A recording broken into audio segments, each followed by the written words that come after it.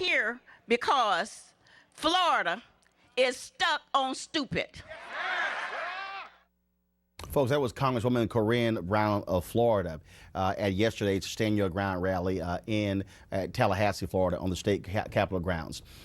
Many folks spoke yesterday, a number of folks. Reverend Al Sharpton, we've showed you some of that. Congresswoman Corinne Brown, also Attorney Ben Crump, Attorney Darrell Parks, and several family members affected by the Stand Your Ground laws. But the speech by Pastor Jamal Bryant got a lot of attention because he talked about really an economic boycott. Confronting big businesses there in Florida, saying that they should stand up when it comes to the issue of stand your ground. Here's a portion of his speech.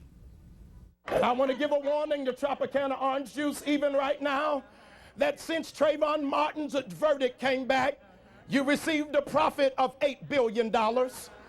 Over this last quarter, you have, in fact, been able to grow into a place of 13% of Pepsi's revenue. You are, in fact, in every major urban community, but you have not given to any civil rights organization or to any foundation. So today is my warning shot. I just want to put the squeeze on. Why did you choose them? Because they declare they're 100% Florida. Well, if you're 100% of Florida, you got to be for Trayvon, you got to be for Jordan, and you got to be for Marissa. This is not a boycott, Reverend Sharpton, I'm calling for. I'm calling for you to call them and ask them to stand with us to call for the repealing and the amendment of Stand Your Ground. We want to go right now to our panel right here. We have Drew Elons, we have George Curry, and also Shelby Emmett from Project 21. Folks, let's get right to it. In his speech, he gave out the numbers to Tropicana, also to Disney. He said that these are major employers in Florida. They should be weighing in on this issue, talking to these lawmakers.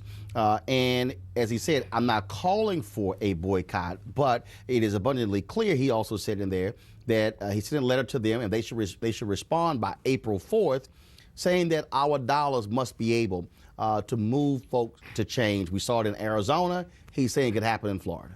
Yeah, I totally understand and appreciate where he's coming from. I remember when the case with Trayvon Martin first came out, there were certain stars and celebrities saying we're not going to do our concerts there, but then the movement died down. And I think this is very important that he talks to the people that have the money that's in there that funds all of the candidates, state and local candidates, to make be known to them that we think this needs to be changed, because only money in this situation is going to make some type of movement. George, you said that Tropicana, since Trayvon Martin was killed, has earned $8 billion. Disney, of course, is a major force in Florida as well, the largest landowner in Florida. And so earlier we talked to Reverend Jackson about the idea of an economic boycott, and many people forget the night before Dr. King was killed, we focused on the mountaintop speech, the last 1 minute. But in that speech, a 43-minute speech, he talked about using our economic power to go after businesses in Memphis. So this is not a new concept for us. What is happening is you're getting conflicting signals from your civil rights leaders. I moderated a panel at National Urban League last summer where Jesse Jackson said we should boycott. Al Sharpton said, well, you got to be more specific then. You just can't just have a boycott of state, which you can, which is not true. And so they don't know what they want to do. And now what Sharpton said to me was, like, we brought this up to black state legislators in Florida. They said this is not effective because you really want to change the law. Let's focus on doing that. So they're in the quandary. They send mixed signals on this. One moment it's like, let's boycott right after, and later on they're saying, well, maybe not. So they're not sure what they want to do. Well, Shelby, here, I mean, I think what's important here is that it is a targeted and very specific effort as opposed to sort of this broad boycott. I got somebody conservative on Twitter who said, well, they should boycott Urban Beach Week in Miami. And I said, dude, how many people even know about that? But the reality is, if you say the Tropicana, that's a national brand. And so you can be living in California and may not even travel to Florida, but you can let your dollar speak by saying, I'm not buying your product. I mean, this is the whole point of the United States, right? People are supposed to protest, put their views out, use pressure, nonviolent ways to try to get a point across. And I think that's perfectly legit. I would hope that they would expand this, though, and start tackling, you know, rap music and rappers and actors that are carrying big guns around. You just had a producer out in Hollywood that was running his mouth about gun control, but films most of his movies that are very, very violent and depict restricting guns. So I think if we're going to do this, and I think that's great, I think maybe there definitely needs to be changes to the law. But let's look at all fronts of it, and I hope that they're trying to do this to make real change and not for some type of media attention. To your point, Roland, this is really targeted. When you say Tropicana, this is something that everybody... Tropicana and Disney. And Disney. But Tropicana, to your point, is everywhere. When you go to the grocery store, you can make a conscious effort, okay, I'm not going to buy that juice. So whether I travel to Florida or not, we've already, as a family, made a conscious effort, not going to Disney World right now. Even though the 5-year-old saying he wants to go, we're holding out because we really feel like if we all do this strong effort and focus on one, even if we started with one at a time, to make that movement, along with everyone else that's there, making change legislatively, but we also need that push from everywhere else. Tactically, I think that's a mistake. I think tactically, I think you should look at what happened in Arizona. Attack tourism. Because when you hit tourism, you hit everything else.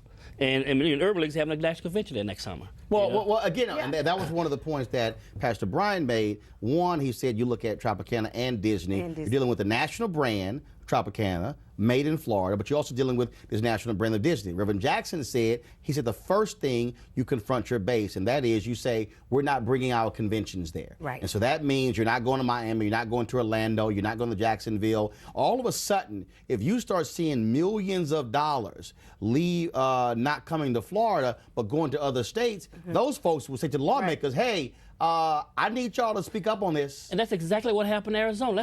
That's exactly what happened. They pulled a Super Bowl. They said, hey, well, maybe we're going to rethink this Martin Luther King thing. Right. And then they did it. They went back, passed the referendum. They got the Super Bowl. Yeah, that's what they want to do. I do think we have to be careful here. I mean, this law, I mean, I am an attorney, and sometimes if there's laws that might be emotional, but the law is still the law. And I don't want our nation to get to a point where if anyone disagrees, right or wrong, that we're always doing this boycotting and protesting thing. Because let's look at the consequences of this. How many families might lose jobs if there was a huge impact on Tropicana? Yeah, but here's the deal, though. I think we have to look at that as well. Sure, but that has always been the argument used against a boycott. Right. But the reality is an unjust law is an unjust law. You have a case right now where you have a man who served in the military, Giles, who's facing 25 years in prison for defending himself. The guy who attacked him admitted, I was trying to attack him, got shot in the leg, was released the next day, but Giles, you stand your ground. They said, we're going to throw that out. Marissa Alexander. So we can go through many other cases. Bottom line is this here.